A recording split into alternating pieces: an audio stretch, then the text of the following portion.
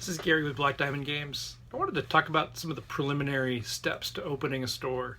Um, when I opened a store, I knew nothing about opening a store, and important thing was I knew nothing about opening a store. I think this is not knowing anything about opening a store in this trade is fairly common.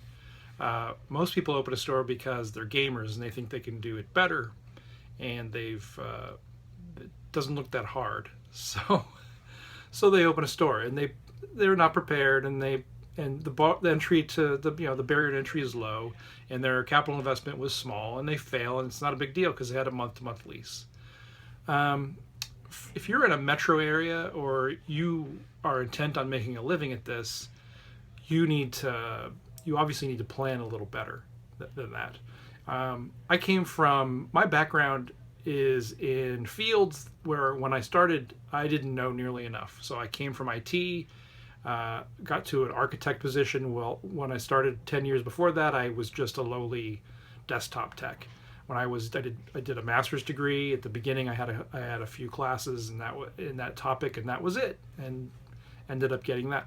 And my point is, um, I, I understand when I don't know something, and I understand that I need to get educated. So that was the thing that I did before I began. I actually should have waited longer. I was in that position where I didn't like my job, and not liking my job was the driver to get me into this new business. Where that's a pretty bad motivation if you admit that to yourself. But I did what I could in the time I had. It was pretty much a decision to do the store, and then I opened it 6 months later. And the way that began was I knew I wanted to open, and I started doing research online and found various forums and learned about the various trade shows in the game trade. So a month before I opened, I went to the ACD Games Day in 2004, and I absorbed as much information as I could. And there's things I learned there that I teach now. Jim Crocker teaches open to buy. That was what he taught in 2004. Now I teach open to buy because it's like a revolutionary thing. Every major retailer uses it. It's not something anyone in the game trade made up. It's just a really important function in the business. So I went to that. I listened to the experts. Some of them gave me amazing advice. Some of them gave me really bad advice, but we won't talk about that. And before I opened, I also wrote a business plan. And the reason I did that is I had a friend who agreed to invest in the business. And I honestly didn't need his money to invest. I could have done it by myself. But I really wanted his expertise to help me open a business because he understood business, and I couldn't tell you what a balance sheet was or an income statement. I didn't know the difference. And he insisted that I write a business plan, and if the business plan worked, then he would invest. He kind of backstopped it in a way. I didn't need the money, but I needed his expertise. And writing a business plan was something I could do. It was a research project, right? I have experience in that from IT, from graduate school, from all that stuff. That's easy. Well, it was not easy because there's no information out there. So it required a lot of legwork, a lot of talking to other retailers, and I still got it really badly wrong, really badly, because I projected my income right on the nose, but my expenses were off by like 50%, which if you told me that you had done that, I would have told you didn't do enough work on your business plan. You should have done more research.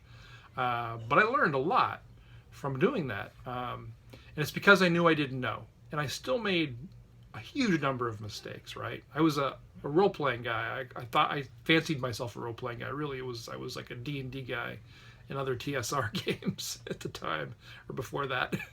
And when I opened, I had every role-playing game in print at the time that distribution carried, and the full line, every book of every game.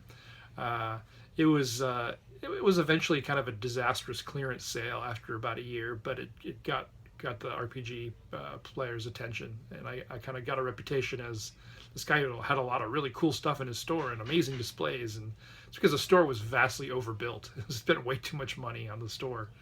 But that's how I got my start. So I guess my point of this is is take this really seriously. I see a lot of new stores opening where they're trying to be friends of their customers. They do pre-release Magic pre-releases at cost. This is like a captive audience. This is the only time you ever get a captive audience in the game trade. This is when you make some money.